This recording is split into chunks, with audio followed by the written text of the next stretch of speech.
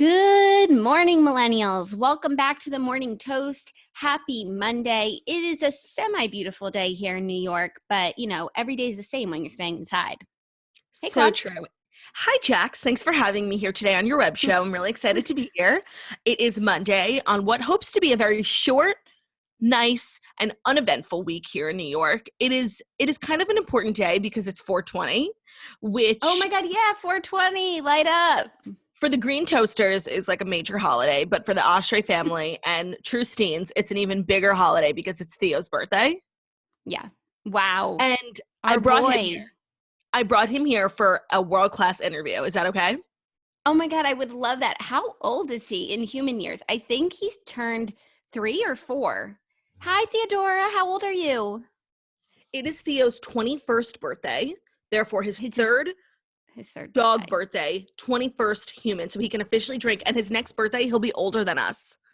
Oh my God. Happy birthday, Theo. You don't look older than 15, Angel Muffin Boy.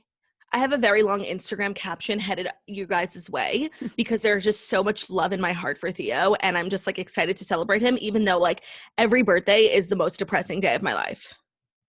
Oh, of course, because it's, like a morbid reminder of the sad reality that is life. Oh God.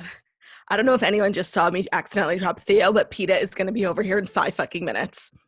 Oh my God. Well, happy birthday, Theo. I wish we were all celebrating together. We'll do a Zoom happy hour for him. Damn. Every time it's Theo's birthday, I just feel like it marks like a big chapter. Like I remember the first birthday that we celebrated at the new studio with Theo. It's I don't remember that. If I show you a picture, you'll remember. Someone edited him to have a little bogey. Oh, yes. Time is flying. That's for sure. I remember that. And then I think I remember that was his second birthday, I think, Jackie. Yeah, for sure. No. Yeah, wow. Second birthday. Okay. Well, happy birthday, Tiggs. I wish we could be there. That's all I could say. It's a sad and joyous day. It's what the folks call bittersweet. Totally bittersweet. I wonder if he knows it's his birthday. No, we threw him a little party last night, cheering, and all he wanted to do was go to bed. Cheering. Yeah. I can't. Wow. Yeah. Okay. Well, how was your weekend? Not great. I'm not going to lie. And I'm sure a lot of people are tuning in, just to hear me speak on this. And I wanted to get it out right in the beginning so no one has to scroll through a podcast looking for it. I really had a bad weekend. I was in such a lull because I got myself into a major mess on Friday night. And then I just couldn't stop thinking about the mess the whole weekend and what a moron I am. And for those who don't know, I posted something on my Instagram story. I was recapping One Tree Hill. And not that it matters, but context is relevant. And I was talking about season 4 when Peyton has that guy posing as her brother and he ends up being a stalker and breaking into her house. And I posted something so dumb. I was just saying, what did Peyton think was going to happen? She had a 24-hour webcam in her room, and then she got a stalker. I was just recapping a TV show, not realizing real life. And so in my mind, when I posted that, it made sense. But then I got DMs immediately from people being what the fuck did you just say? And once I started reading those DMs, this light bulb went off in my head and I was shit. And I immediately took it down. I realized what that Instagram story meant in real life, outside of Tree Hill. Right. Do you know? And it was not good. No, it was not good. It was victim shaming for a woman who was a victim of violence. I don't even know what I thought I was doing. It was so weird. And I feel so disassociated from it now because I don't even believe that. Why was I posting that? I was just looking for something funny to say on Instagram and that's not even funny. So I got a bunch of DMs about it. And then a bunch of the toasters in the Facebook group were expressing their disappointment. And I obviously immediately took it down the second I realized what it actually meant.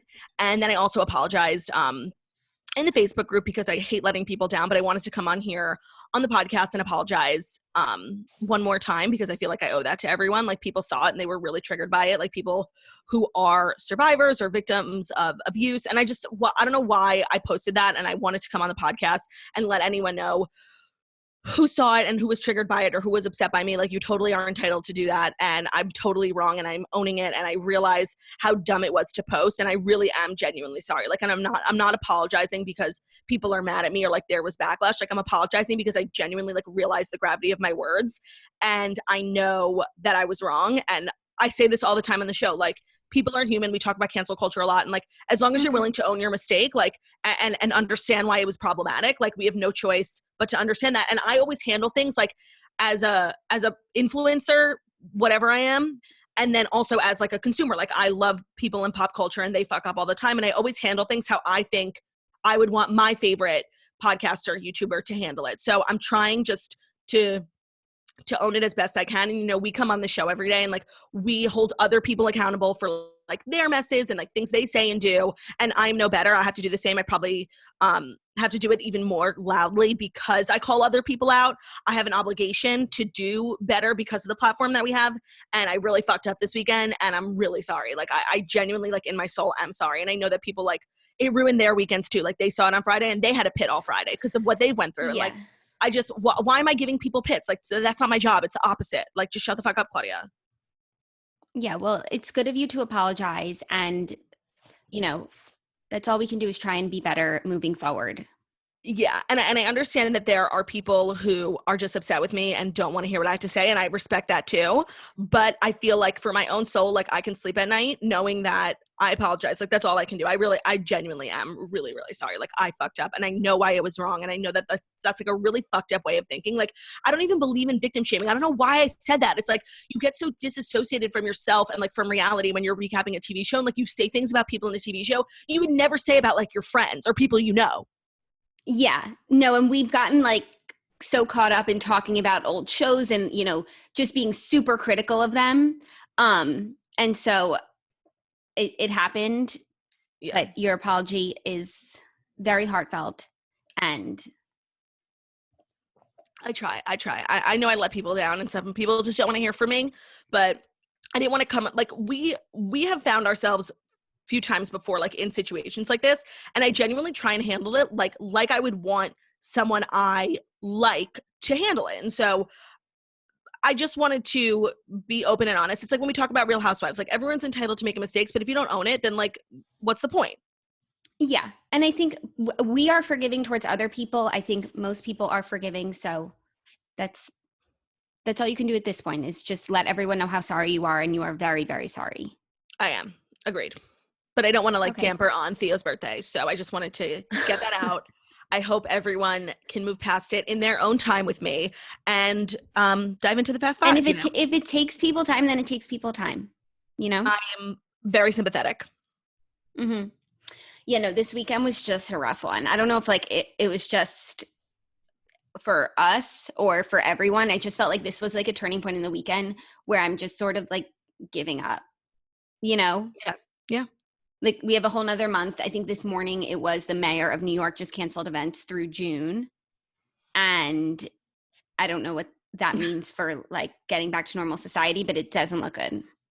Yeah, no, I think this last week made it very clear, especially in New York, that we are not going to be returning to normalcy really anytime soon or anytime that anybody thought. I'm still holding out hopes for June 1st to be like the start of something new, but that does seem to be getting like further and further away. Yeah, I would agree with that. And I actually had hope for June 1st also until today when it's like Gay Pride is canceled, concerts in June are canceled. So what are we gonna be able to go to restaurants, clubs? I mean, that's interesting. I do feel like canceling those events in June like might be the right call because we might just be returning to normalcy, and to really, really flatten the curve. Like, why should, 100,000 people get together for Pride? Like, if it is a health hazard. So yeah. I do see like we could go back to normal life at a lesser level. Yeah. And also those events require a lot of planning. So if there is, the possibility that it's not going to happen, I feel like even the event organizers would want to know, like, either to postpone or like 2021 is going to be the biggest Pride we've ever seen. Totally. Sweet. Okay. Well, we have the Fast Five stories for you today. We've got some good stuff. I think it rounded out pretty nicely, So we did have a weekend. So we had the fortunate break in 3 days where it's like when you have to do a show day after day and there's barely news on Monday, like what's to say there's going to be news on Tuesday? But at least we haven't reported the news since Friday. Yeah. This weekend for me though, like was the first weekend where I legit spent the whole 48 hours in bed. Like I only watched TV. I actually watched some good stuff I'm excited to share with the class at the end of this episode. So I was barely even on my phone. So looking at the news today, I'm like, oh wow, here's what's going on. So are you ready to get into the fast 5 stories that you need to know before you wake up and take a bite out of your morning toast? I am, but I do have a question for you before we get started. Ooh. And this is not a setup for an ad. I was just curious if you got hungover on Sunday because I didn't speak to you. Oh, so, okay, I was hungover. So we did a Zoom happy hour, except it's not happy hour for us because we started at like 8:30. We did a Zoom, Saturday night Zoom. It's a party on Saturday night. And I drank pretty much like a whole bottle of wine by myself. And I was hungover as I was sleeping. Like I woke up at 6 a.m. like hungover. I woke up like every hour hungover. When I woke up one time in the morning, I took one of my migraine pills because I had a headache. And by the time I woke up at like 12, physically, I felt okay. Mentally, spiritually, emotionally, I was not okay. And it reminded me why I do not drink. That feeling is the worst feeling in the entire world. I will go out of my way for the rest of my life to avoid it. So you will not see me drink again for another 6 months. Oh my God. Everyone was so excited on the Zoom that you were drinking. And I had so much fun, but it just wasn't worth that feeling yesterday of like, wow, I'm a worthless piece of garbage. I don't know why alcohol just makes me feel that way. But can we work through that thought process? Because what would make you be a piece of shit? I don't know, just like everything, it just like hangs over me. And I also like, I wasn't feeling great physically. Like I didn't get out of bed. I didn't Peloton. And then I'm just like having a worthless day, being a worthless person. But that's what quarantine is. Worthless people doing worthless things. No, this was like the first weekend in quarantine where I was truly worthless. Like I've been working really hard to like stay above that line. I posted my Patreon day in the life video. And even though it's so boring and depressing, like you see a girl who's trying to make the best out of her situation. Totally. Like I watched that video and I was like, this bitch does a million things in a day. Like I don't do anything. And people were like, Claudia, you do one. And like, I actually can't. Like if I recorded today, like it would be the toast and then bed. So I'll have to come up with another funny video concept because I can't do a day in the life vlog. No, it was really hard to do. I hope people somehow enjoyed it. I mean, it's just real. Like that's really what I'm doing. But I feel like for the last month, I have made a conscious effort every day to like keep some semblance of normalcy, be a little productive, feel okay about myself, do one thing every day that like I don't really want to be doing, but I'm gonna do it, whether it's Pelotoning or starting a new book, whatever. But this weekend was the first time where I was like, I'm giving up. And I don't know if it was the alcohol. I don't know if it was the extra month tacked onto quarantine. I don't know. But like, I don't want to be that person. So if not drinking means I won't be that girl and I can keep with my what's it called? Like arbitrary activities, then that's what I'm going to choose to do. Okay. Well, I do have another question for you. Totally unrelated. I know you said that you wanted to dive into the Fast Five, and I totally respect your feelings. Like, you know, you're my sister and I absolutely love you. But I would be like, my stomach would hurt. Like I would get maybe a small case of RDH. Ooh, no. If I didn't let you know that today's episode is brought to you by Stamps.com. We need to avoid crowds any way we can right now. But what if you need to go to the post office? What if you need postage to send out letters and packages? Don't worry, Stamps.com is here to help.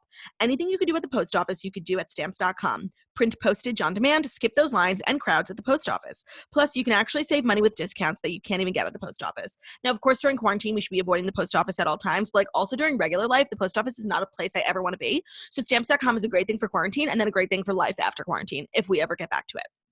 They bring you all the service of the U.S. Postal Service right now to the computer and the safety and comfort of your own home, office, or anywhere else you're hunkering down right now.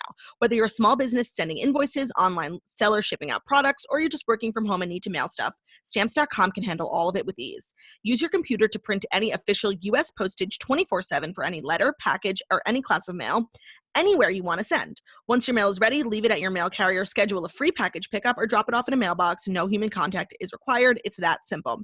And like we said with Stamps.com, you can get great discounts too. 5 cents off every first-class stamp and up to 40% off USPS shipping rates. And now, in addition to offering discounted USPS rates, Stamps.com also offers UPS services with discounted rates up to 62% off. Plus, with Stamps.com, you won't even have to pay UPS residential surcharges. Right now, our listeners can get a special offer that includes a 4-week trial, free postage, and a digital scale without any long-term commitment. Just go to Stamps.com, click on the microphone at the top of the homepage, and type in toast. That's Stamps.com, click the microphone at the top of the homepage, and enter toast, T-O-A-S-T. Stay safe, my friends. Love it. Sign on, get your stamps. Okay, the first story is a little sad news. It's mostly for you. It came out literally Friday right after we finished doing the toast. But Taylor Swift has canceled her 2020 tour dates due to the coronavirus crisis. Taylor Swift has canceled her 2020 tour dates, including her Lover Fests. Due to the coronavirus pandemic, her planned U.S. shows will instead take place in 2021. Quote, "I'm so sad I won't be able to see you guys in concert this year, but I know this is the right decision," she tweeted on Friday. Please stay healthy and safe. I'll see you on stage as soon as I can. But right now, what's important is committing to this quarantine for the sake of all of us."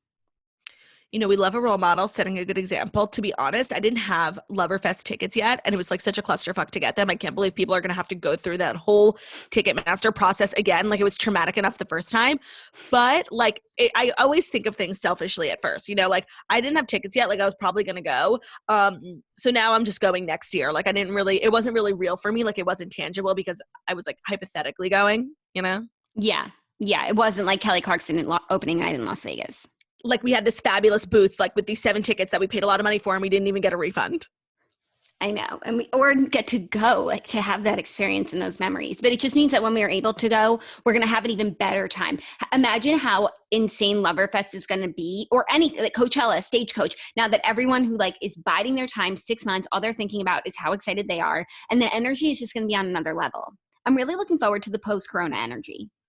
That's true. I think everyone is going to put forth the sceney vibes that like we've been talking about for so long, like licking the subway, you know, hugging strangers. Like, that's the energy I'm really, really looking for. No, I think that after this, like, people are actually going to stop licking the subway and stop hugging strangers. Like, I think that's going to be a permanent change. You know that guy in Washington Square Park who runs around like NYU campus with a sign that says free hugs? Maybe. I don't know. I didn't go there. I do believe he is officially out of business. Yeah, but maybe he could say free peace signs. Yeah. Or free advice. He looks like wise. I'm sure all the time. I'm sure he's seen a lot in that park. Jackie, also, you should just literally like sit your ass down in the park with a chair and like a table and give free advice, because you give great advice. But you should charge people. Thank you. No, I'll give it for free, but like, I guess that's like Dear Toasters. But then when we do Dear Toasters, I don't feel like I'm giving great advice. No, and sometimes we're really harsh. Oh yeah. I once saw a comment that I didn't disagree with, where the person was like, anytime there's a Dear Toasters, you guys roast the person who's writing in. Yeah, because you and I both really pride ourselves on like being devil's advocate, but then I play devil's advocate and then I start to agree with the devil. No, I really pride myself on the fact that I think people are really incapable of seeing any perspective but the one that they're in. And even if you end up being right, it's important to just try and see it from someone else's perspective, because it might look so different. I think perspective is everything. We always say that on the toast. It is truly everything. And I just want to say, we are harsh, but sometimes we're totally right. Like, last week, someone posted in Tipsy Toasters, like, "Hi, my boyfriend of 5 years literally just broke up with me for no reason. What are we drinking?" And then in the comment section, she was like, "I should have listened to Jackie and Claudia over a year ago in our pink studio." She had written in and she only clipped like the last 5 minutes. But what we said was like, "This guy doesn't sound like husband material. Like, get rid of him." Wow. I love to see that. Well, I'm sorry about the breakup, but yeah, no. I love to be right, but I'm sorry that your feelings are now like hurt and that your boyfriend broke up with you. But now you feel like you'll trust us going forward. Maybe sadly, what we need is trial and error. Sadly. Okay, next story. The One World Global Concert raised more than $127 million for the WHO Emergency Response Fund. Okay, Saturday night, the One World Global Concert for WHO took place on the television, literally everywhere, every network, every streaming platform, like wherever you, except for on our Zoom. Like, I'm surprised there wasn't a little, they should have allow you to add the concert to your Zoom and then we could all watch together. Yeah. Well, it went down on Saturday night. Some of the biggest names in music participated. I want to get your thoughts on some of the performances. I caught a few of them, not all of them. It was a very long. But for me, the highlights were Casey Musgraves singing Rainbow. Like, there's no more pertinent song.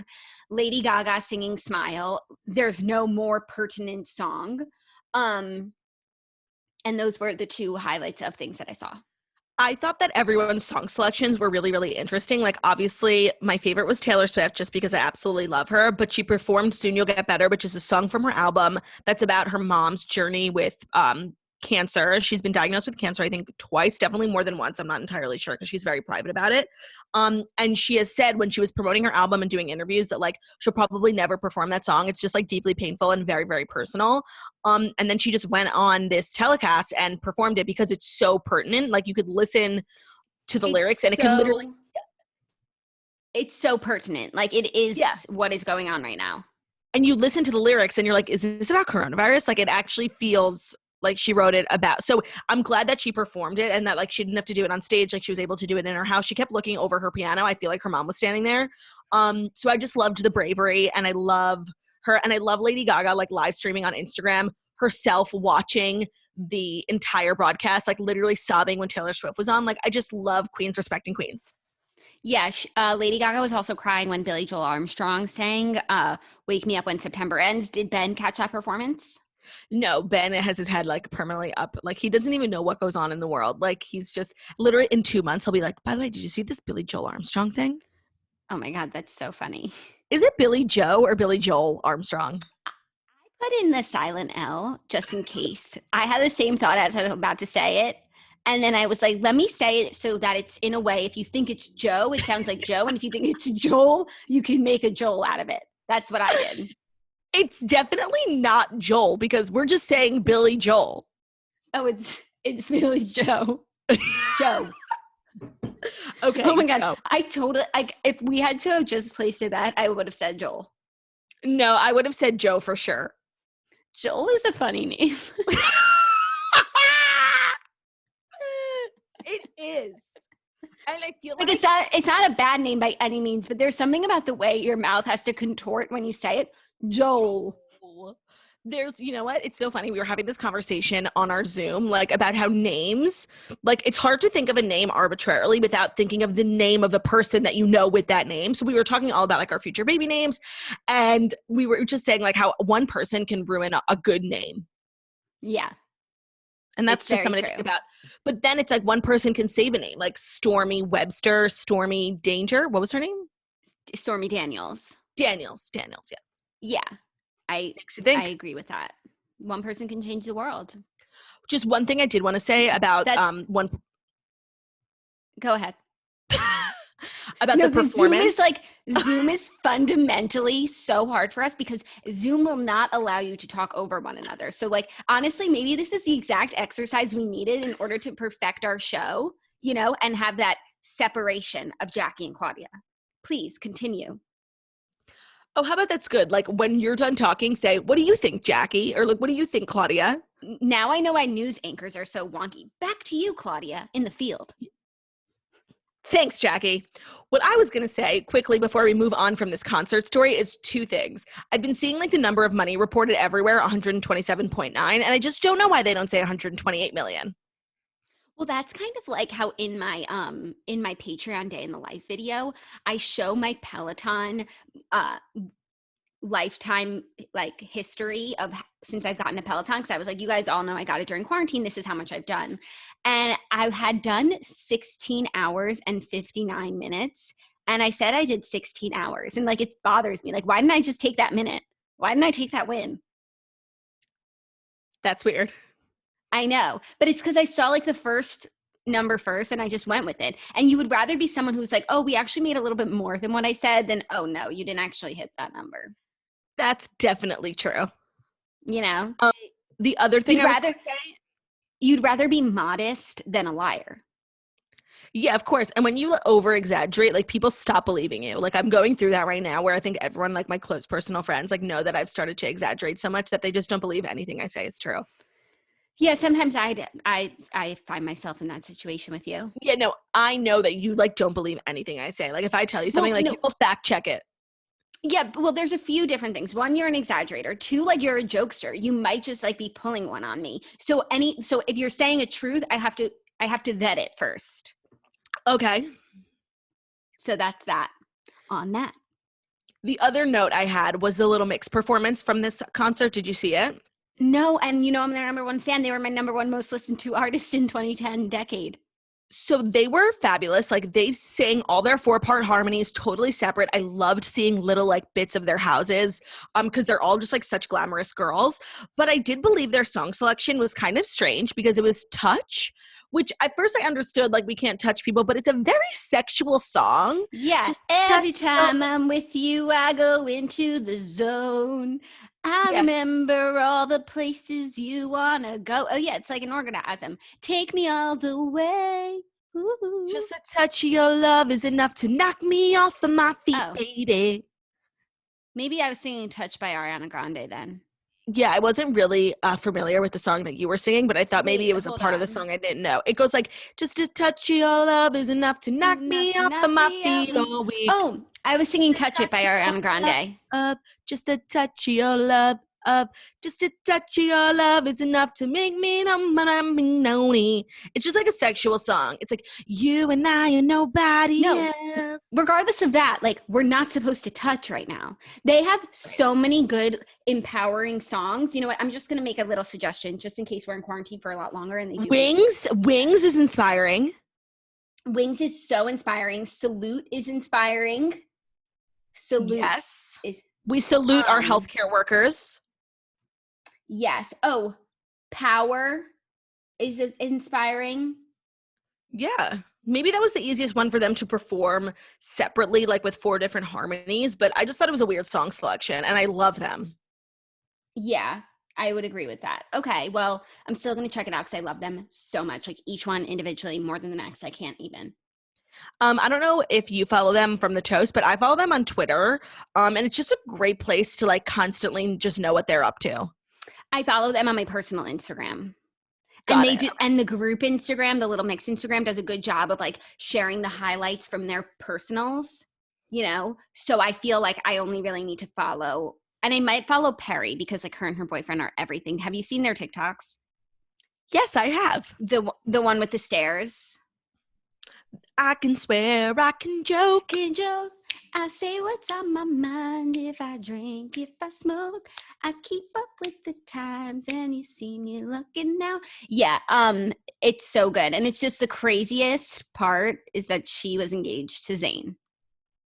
Oh, I don't know if this is a story, but Liam Payne was on Instagram Live with Alesso. Is it a story? It got bumped at the last minute. So let me just make note of it for the One Direction so that's stands. A no. For the One Direction stands who are looking for some sort of update. Liam Payne was on Instagram Live with Alesso, and they were just chatting, and he basically said, like, in a recent interview, he said way too much about the One Direction reunion, like Harry Styles was yelling at him, so he has to tone it down. But he was like, Alesso, you can join us and fill in for Zayn. So Zayn is not coming. Wow. But they gave him the respect of following him. A One Direction X Zayn, Alesso collab is everything. Yeah. I love Alesso. I do too. Like, all of his songs are truly bangers. Yeah, they are. I think we saw him in Vegas. Yeah, I think we've seen everyone in Vegas at this point that's a DJ. Except Kelly Clarkson. Are you ready for our next story? Because it's also about someone who has just hit after hit.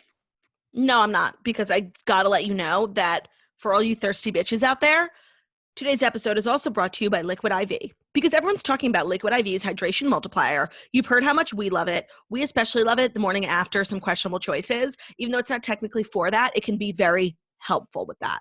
Very helpful. And I feel like alcohol consumption is up in quarantine. Therefore, your Liquid IV consumption should be up as well. But Jackie, have you heard of their latest product, Liquid IV Energy Multiplier? Their Energy Multiplier tastes amazing, just like their lemon lime flavor. You mix it in with water and drink. Energy Multiplier gives you a sustained energy boost with absolutely no crash.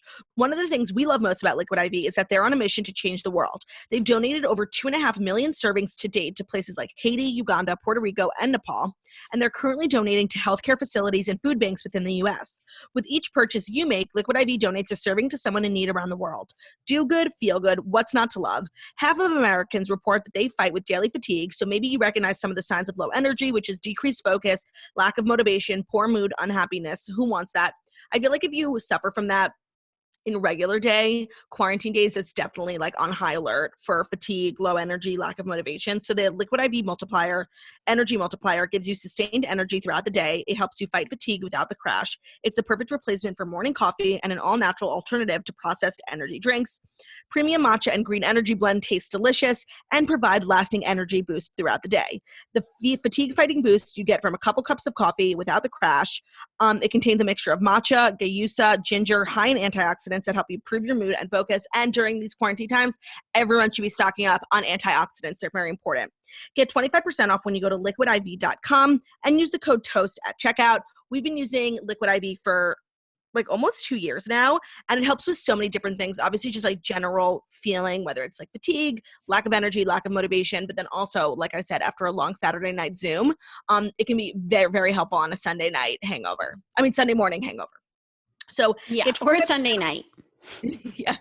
Get 25% off when you go to liquidiv.com. Use the code TOAST at checkout. That's 25% off anything you order on Liquid IV's website. Just go to liquidiv.com, enter the promo code TOAST to save 25% and get better hydration and energy. That's liquidiv.com, promo code TOAST.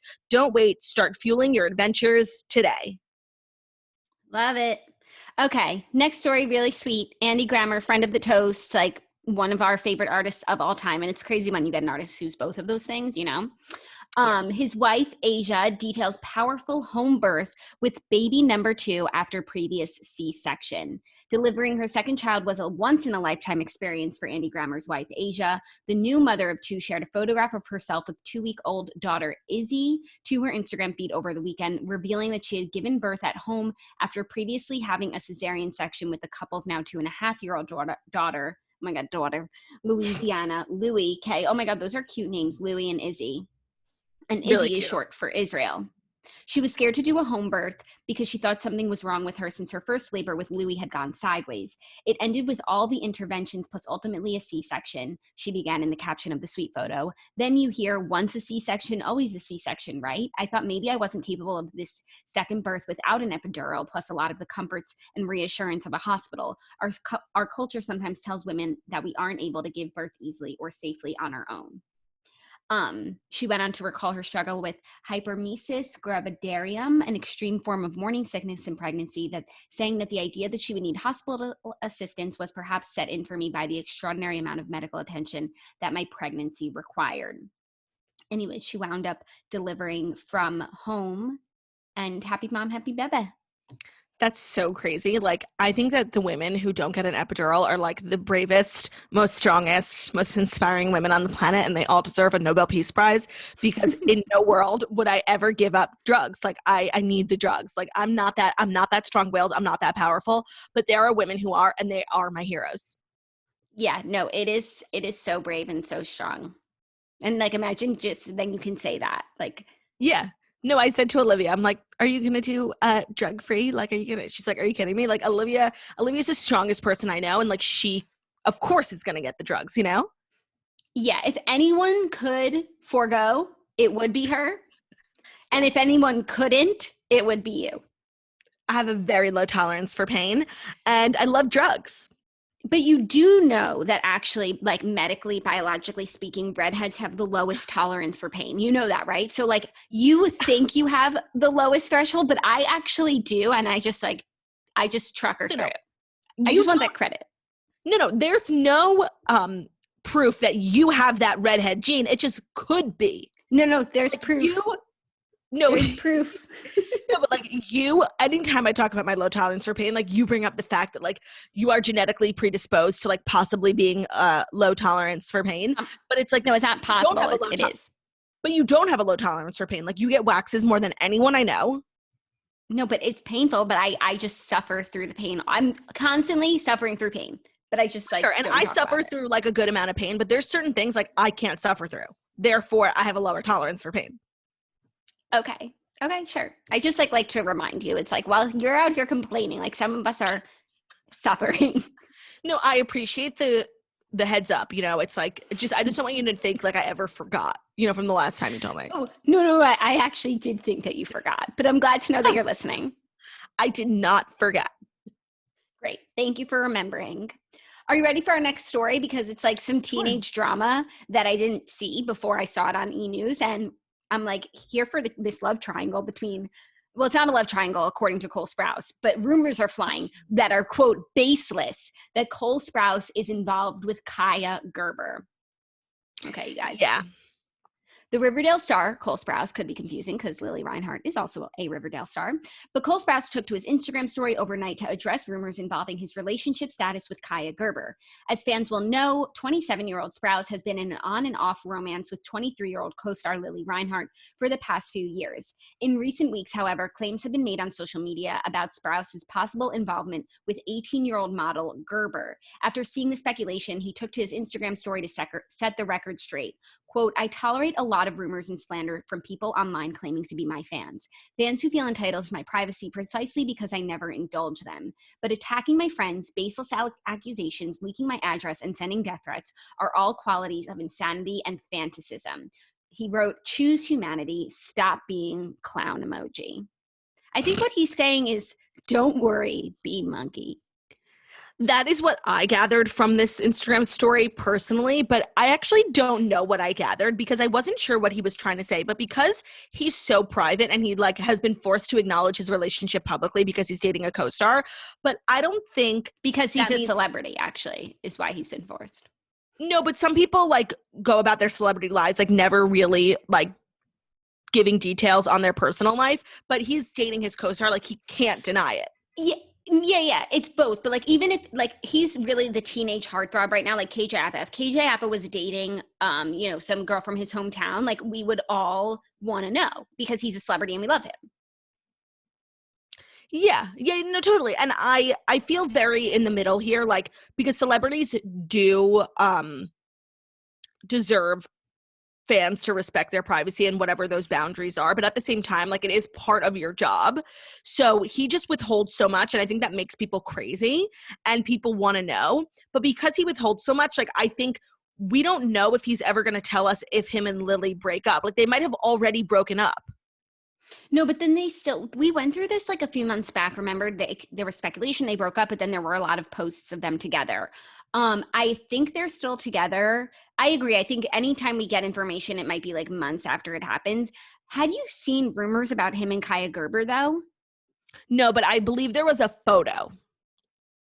Oh, well, I hadn't seen anything. And so then him addressing it now, it's like, ooh, what's going on with Kaia Gerber? And what's crazy to me is that like these people all seem the same age, but he's actually 10 years older than Kaia Gerber. That's wild. That is wild. And for someone who's really private, I feel like he's always releasing statements and like speaking to the fans. Yeah, in like really big words, you know? Yeah, and it's like these Riverdale fans, like I could barely like understand what he was trying to say in this Instagram story, like let alone teenagers who watch Riverdale, even though they're probably smarter than me, but like still. This is what he wrote. When I first stepped into a public relationship, this was one of the foreseeable consequences. And while I truly never intended to indulge any part of my life to the ravenous horde, it's clear my restraint in updating them has allowed them to push their own agenda onto my habits and lifestyle. So in conclusion, please eat my delectable, sorry. Oh my God. Please eat my delectable plump ass, he wrote. I'm pretty sure he's saying grab a spoon. In different words, God. I would agree. He said, making me post a goddamn white font Insta story like a divorced mother of 3. Wow, he's really out for blood. Like he's being a little nuts. No, for sure. He's just like one of those celebrities that, and because he was a child star, maybe he didn't have a choice in becoming a celebrity. Like maybe his parents just decided like they had these two beautiful twins, like you guys are going to be stars. And he's just one of these celebrities who does not like being a celebrity. And he's going to let us know. Someone should set him up with Kourtney Kardashian. Yeah, I honestly think that they would get along. What? Do you know what it looks like? What? It appears as though Cole Sprouse has cracked. I mean, join the club. I think what we're seeing is the remnants of a cracking. I wonder if him and Lily are quarantined together. Well, so she was posting about the dog getting attacked in her apartment, and it did really seem like she was alone, even though that was just a vibe that I got. It was like quiet and there wasn't anyone around. You know who might know the deets? The Snatcher. We'll have to check in with her. Maybe like Lily and Cole don't live far from one another, so they're able to quarantine and visit each other, and they don't have that pressure on their relationship of being stuck in one apartment for a month. Like maybe Lily was like walking her dog over to Cole's house when the attack happened. Perhaps. Speculation. Speculation. We'll find out from the snitch. And I wonder, does Lily still live with Cammie? Because I know that they were living together, but maybe that was just in Vancouver when they were filming, but now they're all back in LA. I thought that they were living together in LA, not in Vancouver. I thought LA too, but that sounds like too good to be true. Could they really be such best friends? I don't know. Like the Riverdale cast, I believe that this is a trend in Hollywood. Like when you all get really successful on a TV show at a young age, you start off like loving each other, like you're all in this together, graduating class of 2020, and then you start to hate each other. I don't know if they're there yet. What is it, season 3 or season 4? Season 4. Sounds like they're getting close. I don't think they're there yet. Yeah, but I think they are actually still friends. I hope so. Okay, 5th and final story, a little biz news. Also, just one thing, I do think that when you're filming a show in another land, like Vancouver, not like New York, LA, Atlanta, you are bound to stay friends with your co-stars a little bit longer than normal because it's just you guys out there. Like there's no one else for you to hang out with. Yeah, I would agree with that. Okay, are you ready for our biz news? I'm sorry, did you say biz news? Yeah, but it's actually sad biz news, SBN. I know, I'm sorry. But Neiman Marcus is to file for bankruptcy as soon as this week, sources say at Reuters. Neiman Marcus Group is preparing to seek bankruptcy protection as soon as this week, becoming the first major U.S. department store operator to succumb to the economic fallout from the coronavirus outbreak, people familiar with the matter said. The debt-laden Dallas-based company has been left with few options after the pandemic forced it to temporarily shut all 43 of its Neiman Marcus locations, roughly 24 last call stores, and its 2 Bergdorf Goodman stores in New York. Neiman Marcus is in the final stages of negotiating a loan with its creditors, totaling hundreds of millions of dollars, which would sustain some of its operations during bankruptcy proceedings, according to the sources. It has also furloughed many of its 14,000 employees. The bankruptcy filing could come within days, though the timing could slip, the source has said. Neiman Marcus skipped millions of dollars in debt payments last week, including one that only gave the company a few days to avoid a default. Damn. I have 2 things to say. One, there's 2 Bergdorfs. Yeah, well, maybe they mean Bergdorf's and then Goodman's across the street, which is men's. Right, the men's. I don't know, because is there one in LA? No, I thought that was just New York.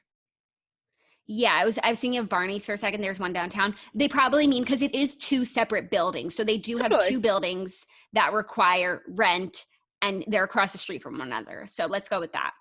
Now, this is a devastating story for a million reasons, but it's also like misleading because when you hear companies like filing for bankruptcy, you're like, oh, it's over. No, that's just actually like a normal part, not a normal, but it's not a crazy thing to do as a company. It like offers you protection in a lot of ways, and it doesn't mean you're done.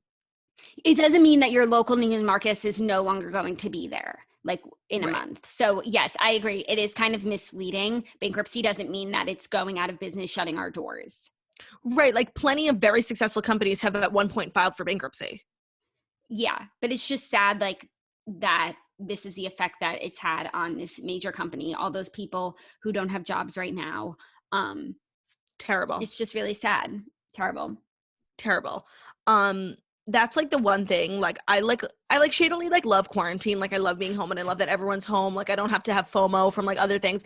Like there are certain things about what's going on right now. Like I don't hate, I'm not gonna lie. And I'm starting to love like drinking in my house, like doing a bunch of puzzles. Like I'm getting used to it. But what I find like so devastating is like people losing their work, not being able to make ends meet. Like to me, like that's why all of this has to end like now.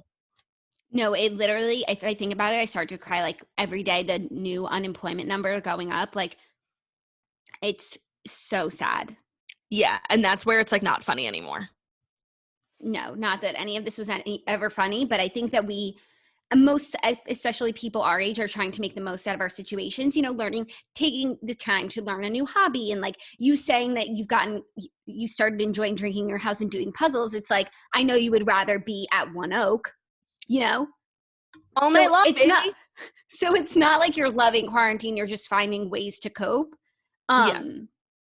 And it's just, the whole situation is so sad. Like, and I think that's just a cloud that hangs above everyone. It's like, yeah, in our own apartments, we're struggling with our own demons and trying to make it through. But then even when you like just take a step back and think about what other people might be going through, and it's so much worse, it just makes you feel deeply, deeply sad.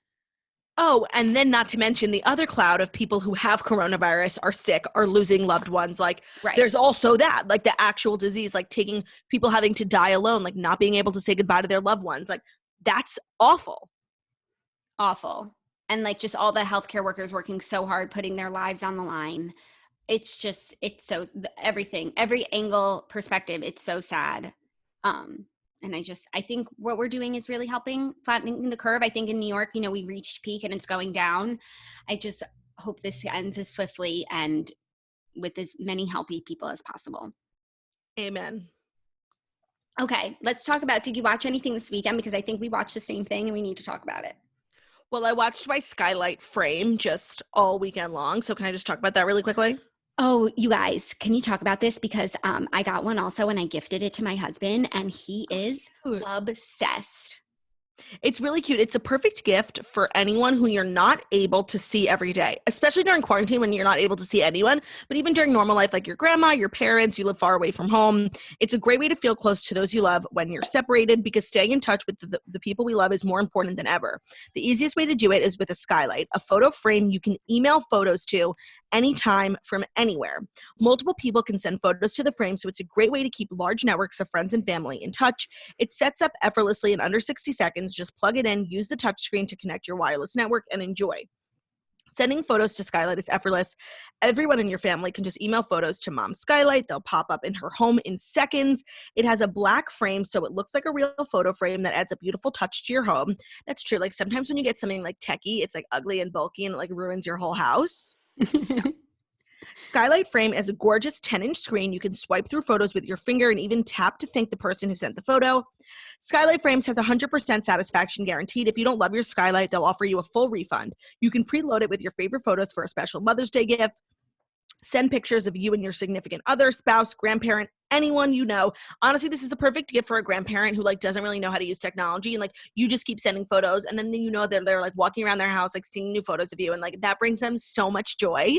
It's so cute. And they'll think it's magic, like how new photos are appearing. That's so cool. You could even leave the little message.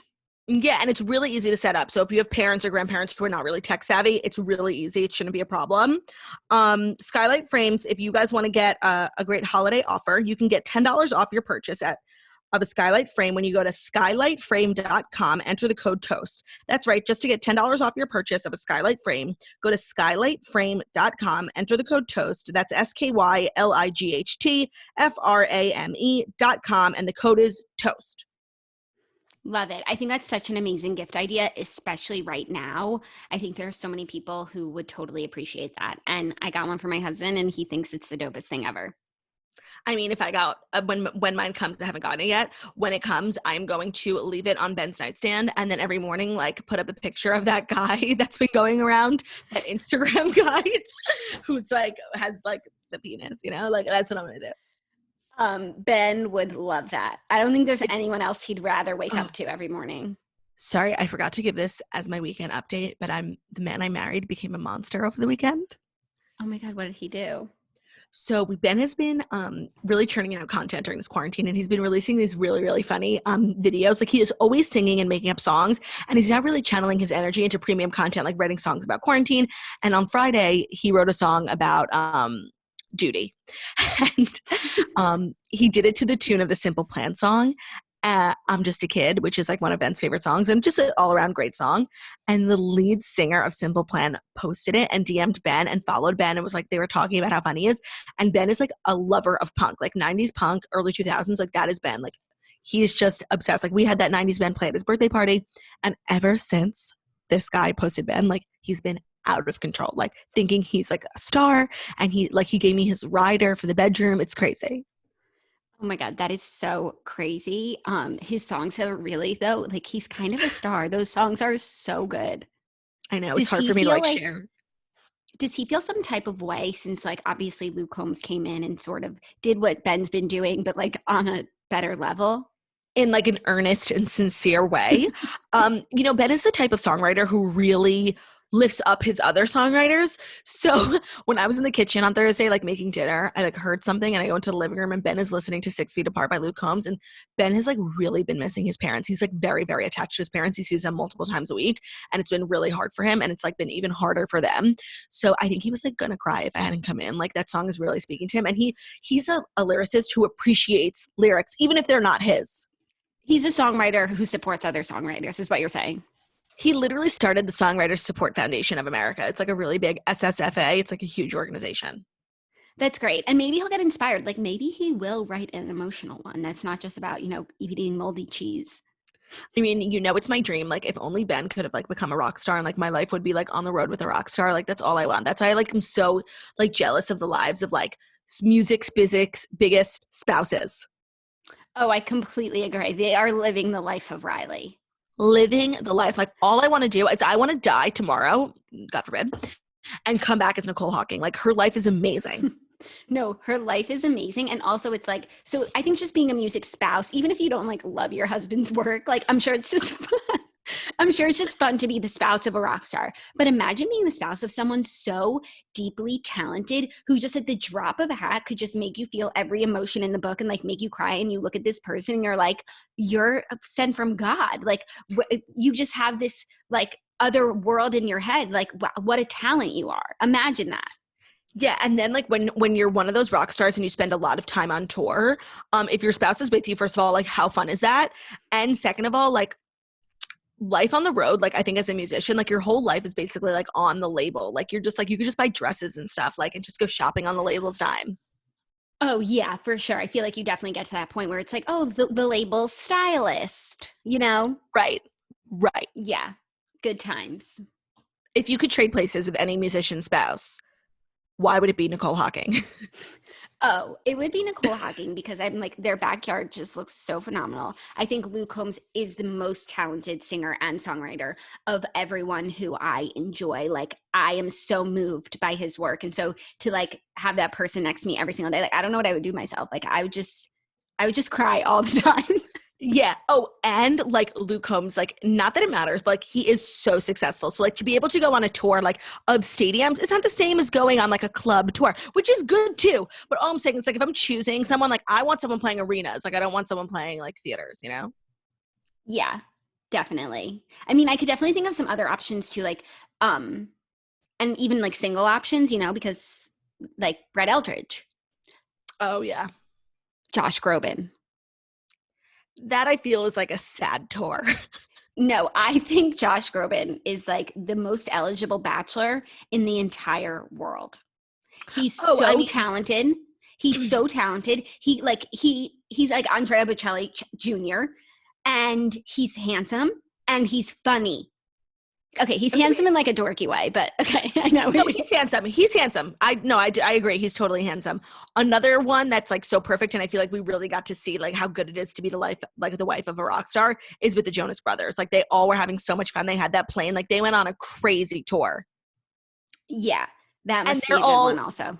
Them and all their spouses are like young and fun, and they drink and they jewel. Like they're just like kids living the life. Yeah, totally.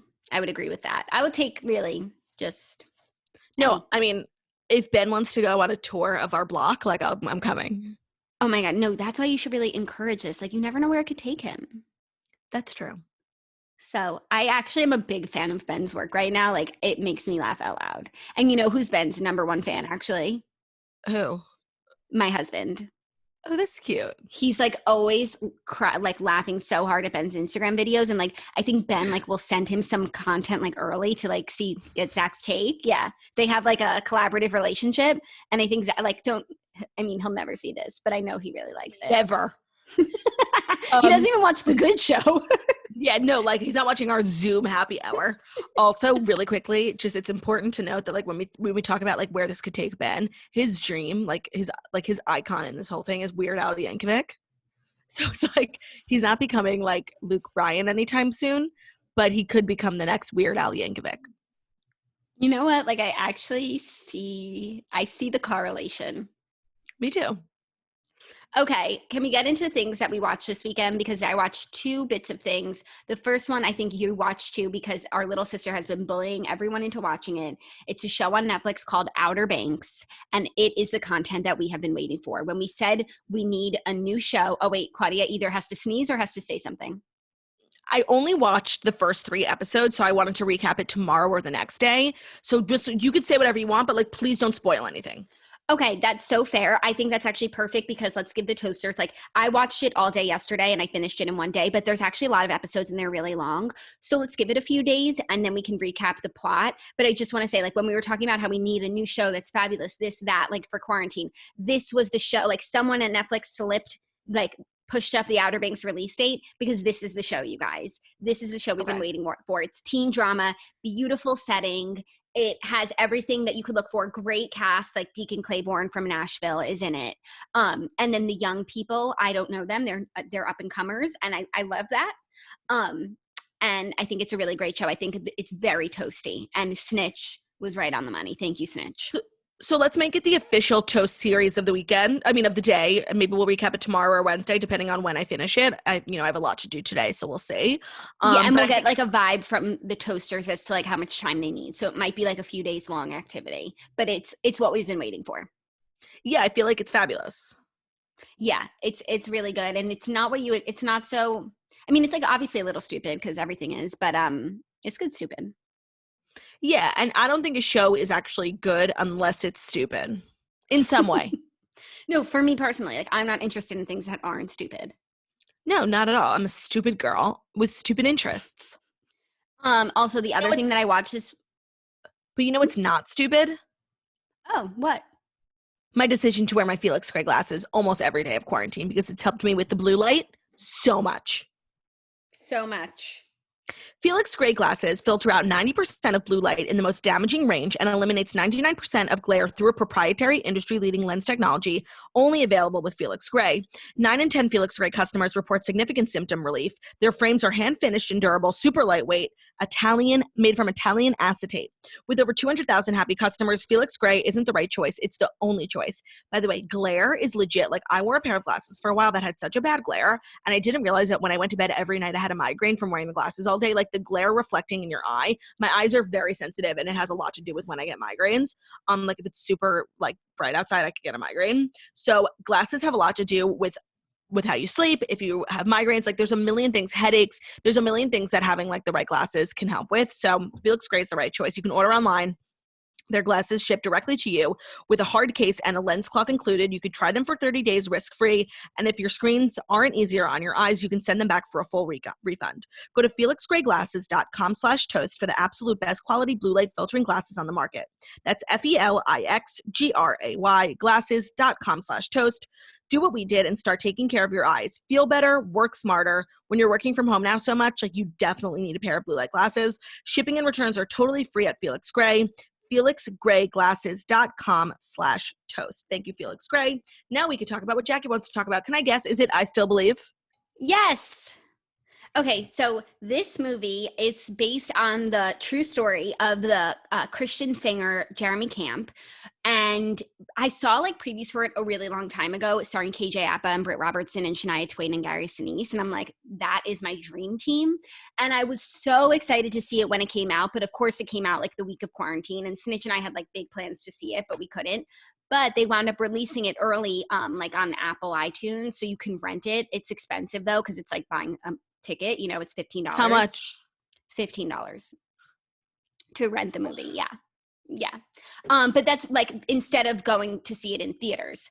And I watched it, and like I don't want to say anything negative because I loved it so much, and like the story is so beautiful. There were moments that were just, some things didn't add up to me, but it was so good. It just got me in my feelings. I don't think it's possible to watch it and not cry. So if you're looking for a good cry, that's the movie. You have to be in the mood for a cry. Like a cry movie, like if you're not expecting it, can really ruin your day. Yeah, or sometimes you watch a cry movie and you're like not really into it enough that you don't cry, and then you're like, wait, is there something wrong with me? Yeah. I mean, what movie has made you cry like the most ever? Oh, The Pursuit of Happiness, I think. That was like the earliest time I remember like sobbing uncontrollably. But then there was a time a few years ago where I watched The Last Song and I was wailing. I'd already seen it like a million times, and it just like hit me sideways. I was wailing like until I fell asleep. It was like when Zach and I were dating, and I think he was like, is this bitch okay? Ted. The movie that I cried at first was, remember A Little Princess? Oh, It's like that weird Disney movie where like a girl's dad like goes missing in war, and then she goes to an orphanage and they're really mean to her, but then like the dad ends up finding her, and it's like it's horrible. when he ends up finding her in the orphanage, like and they were so terrible to her in the orphanage because she was like this beautiful rich young girl, and then She when was her a dad little died, princess. right. But then when her dad died, she couldn't pay for like the proper orphanage. So she was like a part of the orphanage, like the kids who like were also staff. And like her life was just like so miserable. The girl were so mean to her, bullying her. She lost all of her like favorite prized possessions. And then one day, like her dad just shows up in the rain. And it's like, not to spoil it, but like when her dad finds her, like first of all, we thought he was dead. Second of all, he's about to rescue her from this like life of misery with these mean girls. And they just like embrace in the rain. And I remember crying and never having cried from a movie before, and like being shocked that I could be impacted emotionally from something that's like not real. And it was really like, I remember it, and I remember nothing, like I have the worst memory, but I remember it so vividly. Yeah, wow. It's such a good, I think that was like a very formative movie for everyone. Yeah. Where is that girl, the actress who played the young Sarah, was phenomenal. Yeah, she really was. I think that movie is on Disney Plus. I can't watch it. It's literally so heavy. Like there are certain movies I get huge pits about. Like you need to see it, like Schindler's List. Of course you need to see it, but I never want to see it again. Like certain movies have such like pit-worthy plots, and like they put you in such a bad place emotionally. Like you need to see them just for the sake of seeing them, that I never want to see it again. That's how I felt about Pursuit of Happiness. I saw it and I never saw it again. Oh my God. I guess ultimately though, it's like it has a happy ending. I guess all of those movies do though, but the way like going through it, it was so sad. Did you ever see that Jacob Tremblay movie where he's like has the birth defect? Wonder? Oh my God, I could not see that. I saw it. I was crying, but I knew you like when you see the trailer, you know what you can expect, but I was just like crying. I mean, I don't have to explain why I was crying. It was so sad. It was horrible. Me and Ben were like going to go to the movies, and we went online to look at tickets, and we watched the trailer for Wonder, and I literally started hysterically crying from the trailer. Like I couldn't get over it all day, and I never saw it because I just couldn't. Yeah, no, that was a tough one. It's also weird what to like when you're crying in the movie theater, you know? Yeah, it's like you feel embarrassed. Oh, and does your husband do this thing? Ben does this thing that drives me insane. We'll be like watching something sad, and like if I start to cry, like he'll turn his head and look at me and like watch me cry. And it makes me so angry that like I literally will stop watching stuff with him. We were watching, I want to say it was even like One Tree Hill in the very early seasons, like something terrible happened, and I was like getting emotional, like I was getting choked up over this like soap opera, and Ben starts looking at me, and I literally pause the TV. I'm like, get out. Like I just, what are you looking at me? Watch TV. Like what are you looking at me for? Like it drives me nuts, and I'm like embarrassed that I'm like crying over a TV show, but like I don't know if like crying, is he crying too, or he's just like making fun of me? I don't know. I feel so like vulnerable. I'm like, get out of my room. It's so vulnerable. I can't like. Yeah, and when I'm watching with someone else, like I will do everything in my power not to cry. It's like you're not gonna know. Yeah, you're not gonna know that I was upset. Or I'll like put my pillow strategically so that like I am crying, but you have no idea I'm crying. I'll be like, wow. Anyways, I still believe it was really good, but a little expensive.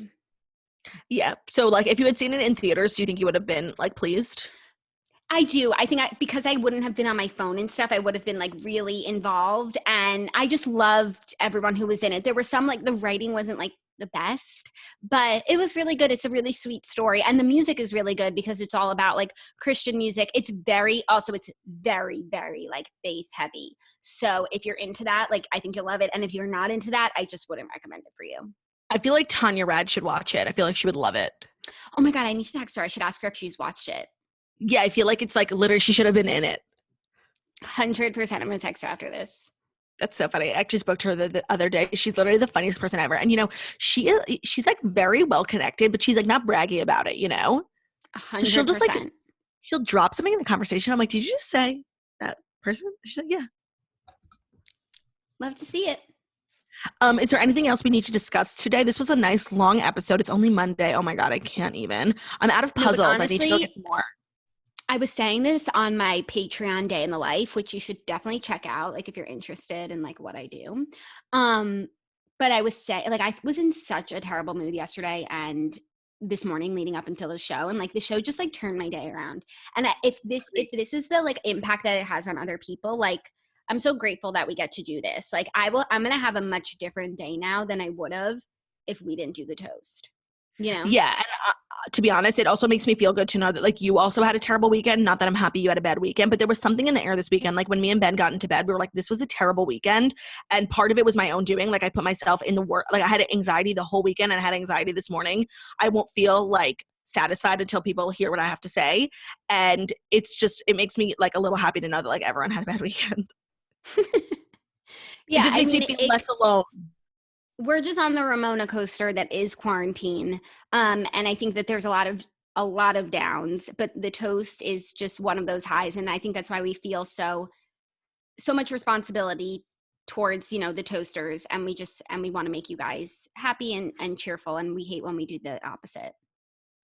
Hate. Like that's the whole point of like why I get so emotionally invested and like when people are upset with me, it's because like I just can't believe like I've somehow become this like controversial person when like all I've ever wanted to do is like be funny, make people laugh. Like I've always wanted to be this like, and as someone who just absolutely craves like universal likeness, like all I want is for everyone to like me. And like I actually have the opposite. Like I don't know how I got to this place and I'm so like disappointed in myself. And that's why like I always like I don't people like thrive on controversy and they like love it. There's no such thing as bad press where like I wholeheartedly disagree. And I just want like, I value our platform so much and I value like the fans and the followers who gave us this platform. And like, I just don't want to fuck that up. And I find myself fucking it up recently and I need to stop. Yeah. But I mean, that's, you live and you learn and yeah. All you can do is change how you are going forward, you know? Mm-hmm. So that's that on that, everyone. That's that on that. Thank you guys so much for listening to The Morning Toast, the Millennial Morning Show, where we go live Monday through Friday, 10:30 a.m. Eastern Time on YouTube. So if you're watching this video on YouTube, please subscribe. We're also available as a podcast anywhere podcasts can be found. So that's Spotify, iTunes, Stitcher, Public Radio, iHeartRadio, CastBox, all the places. So wherever you listen to podcasts, find us, The Morning Toast, and leave a 5-star review about how beautiful, stunning, and smart we are. We are also available for premium content on Instagram, and we're at 197,000. And I could just really get to 200,000 during the quarantine. So that's at The Morning Toast. We're always posting pertinent stuff. We love you guys very much. We hope you have a wonderful day full with happiness and no pits. Have a great day. Bye.